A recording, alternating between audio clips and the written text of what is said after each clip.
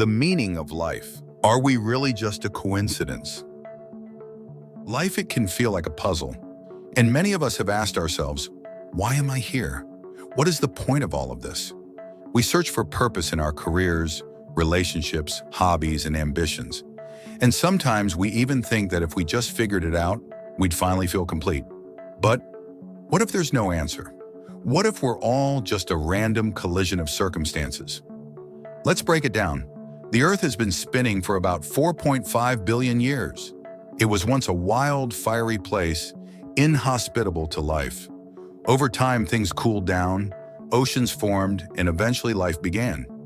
At first, it was simple, tiny organisms, but over millions of years, complexity emerged, and eventually we arrived. We're the product of an incredibly long and detailed chain of events. Our existence isn't something preordained or planned out. It's a fluke of nature. When you think about it, isn't that wild? That against all odds, in the vastness of the cosmos, we became conscious beings aware of our surroundings, capable of asking questions about existence itself. We live in a world where it's hard not to be fascinated by the beauty of it all, the sunset, the ocean, the stars. But maybe we're just lucky. We evolved in a world where gravity, temperature, and all the other conditions happen to align just right. It's like Earth was fine-tuned for life, for us. But why? What are we really here for? Let's zoom out for a second. We live on a planet in one solar system, and this solar system is one of countless others swirling through a galaxy. We call it the Milky Way, and it contains roughly 200 billion stars. That's just one galaxy. Now, our galaxy is just a part of a bigger group called the local group, which consists of more than 30 galaxies. And the local group is one small part of an even larger universe with an estimated 100 billion galaxies, each containing billions of stars, each possibly having planets like Earth. Sounds pretty incredible, right? But as vast as our universe is, something strange happens when we try to understand it. Time. We've divided it into neat, digestible chunks: seconds, minutes, hours, years. But in the grand scale of the universe, these units of time become irrelevant. A single year is nothing in the lifespan of the cosmos. The Earth, in its 4.5 billion year history, is a speck in the grand timeline. And to be honest, even 4.5 billion years is a drop in the bucket. What happens after the Earth is gone? The sun will burn out. In about 5 billion years, it will become a red giant and consume Earth entirely. After that, the sun will shrink into a white dwarf, and all the life on Earth, everything we've known, will fade into oblivion. But here's the kicker.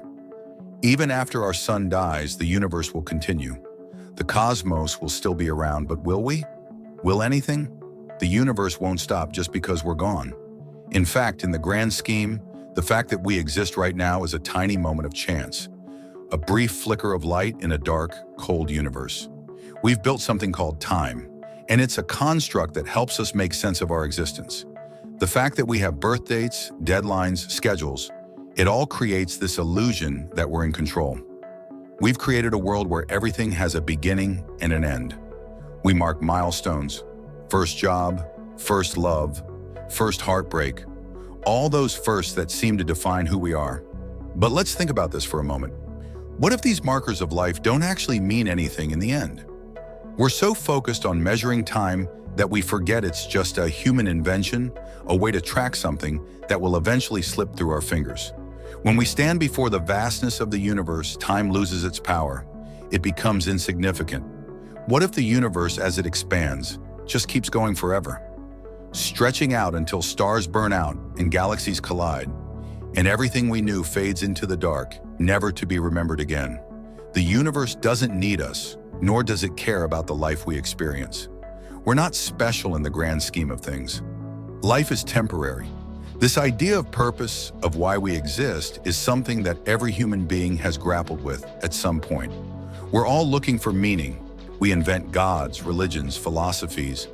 We build societies around a sense of purpose. But what if the universe has no inherent meaning? What if purpose is something we created to give us a reason to get out of bed each day? The question then becomes, is it bad that life might not have any cosmic purpose? Maybe not. If we are a fluke, if we exist purely because the stars aligned, it doesn't mean our lives are without value. The fact that we can think, feel, and love is remarkable. Isn't that enough? Why do we need more? Our purpose, it seems, is what we make of it. Whether we find it in relationships, careers, or self-expression, the meaning of our lives is a deeply personal journey. And just because there's no grand design doesn't mean we can't create our own sense of purpose. But now imagine this. What if you were to zoom out and really think about the world as a whole? Not just your life, but the life of every human that ever lived. Think about how small we are in the context of the universe. We're one tiny speck in a vast and endless cosmos. It's easy to feel insignificant when we look at the big picture. But here's something amazing: this insignificance doesn't make us meaningless. It actually frees us from the weight of expectations. It allows us to live our lives without needing to fulfill some cosmic plan or divine purpose. We can be free to simply live, to experience, to create. We don't need to find a universal reason for existence. We can just exist. We can find joy, love, pain, and growth. And we can do all of this without needing the universe to tell us it matters. We can make meaning where there is none. So what's the truth here? If we're a product of chance, a lucky result of cosmic events, then maybe our purpose is to embrace the fleeting beauty of our existence. There is no grand answer, no cosmic message that's been hidden from us. In the grand cosmic dance, maybe we're just a brief, beautiful song, one that fades into the night without a trace. But the beauty is in the song itself, not in the legacy it leaves behind. So what will you do with the life you have? Will you waste it searching for meaning that's not there? Or will you embrace the freedom that comes from knowing that the meaning you seek is already within you? As much as we try to figure it out, as much as we strive to find meaning in the universe, sometimes the best we can do is accept that it doesn't really matter. And that's okay, because in the end, we make the meaning. We make the purpose. And that is more than enough. And so, we arrive at the edge of our inquiry, gazing into the vast unknown, still burdened by the same fundamental questions that have haunted humanity for millennia. What is our place in the universe? Is there a higher purpose?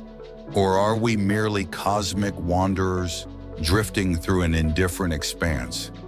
These questions may never have definitive answers, but perhaps that's the point. Maybe existence isn't something to be solved like a mathematical equation, but something to be experienced. Life in all its fleeting moments is not about absolute truths, but about the meaning we create for ourselves in the face of the unknown. The universe is not obligated to reveal its secrets, and yet we persist peering through telescopes, pondering the nature of consciousness, constructing philosophies and telling stories to make sense of it all. If there is a cosmic plan, it is one written in a language we may never fully understand. We are particles of dust, yet we are also sentient beings capable of contemplating the infinite. The sheer improbability of our existence should, if nothing else, remind us to cherish the short time we have.